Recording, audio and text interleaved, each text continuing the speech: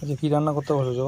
ওই যে অনেক ধরনের মাছ কাটলাম, সেই মাছ দিয়ে আজকে রান্না হচ্ছে। ঢেঁড়স আর পোনা মাছ আলু দিয়ে ঝোল হচ্ছে, একদম হালকা পাতলা ভাবে।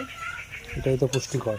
হ্যাঁ, আর এখানে এই যে বেশ 5 মেশালি মতো শাক আছে, কলমি শাক, সাঞ্চে শাক, আর কী সব শাক মা তুলেছে, সব এগুলো ভাজা হবে। আর এই যে রূপচাঁদ মাছ, এই মাছটা ঝাল হবে। এখানে এই যে আলু কেটে রেখেছে মা, এই আলু দিয়ে ঝাল হবে। মোটামুটি 3 রকমের রান্নাবান্না হচ্ছে। একটা সবে শেষ হলো, এটাকে এবার নামিয়ে নেব, তারপরে বাকিগুলো রান্না করে নেবো ছাদ করে।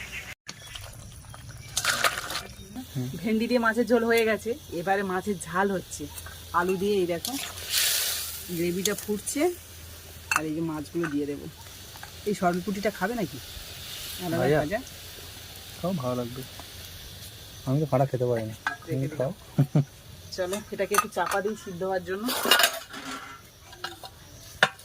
এই শাক ভাজাটা করলেই ব্যাস, রান্না কমপ্লিট। তারপর খাওয়া দাওয়া একদম। অনেকটা দেরিও হয়ে গেছে। ভাত হয়েছে? হ্যাঁ, দেরি আছে, এখন দেরি আছে। দেখেই বুঝতে পারবে। হ্যাঁ, মনে তো হচ্ছে নাকি একটুখানি দেরি আছে। বাবা কি ট্যালেন্ট!